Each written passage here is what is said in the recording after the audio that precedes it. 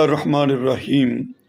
رسول اللہ صلی اللہ علیہ وسلم نے فرمایا کہ جس نے قسم کھا کر کسی کا حق مارا تو اللہ نے اس کے اوپر آگ کو واجب کر دیا ہے اور جنت کو حرام کر دیا۔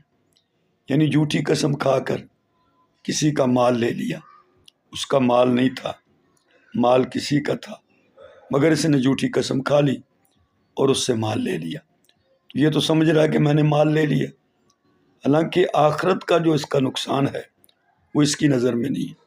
آخرت کا کتنا بڑا نقصان ہے کہ ایک تو جہنم واجب ہوگی اس کے لیے، اور دوسرا جنت حرام ہو گئی۔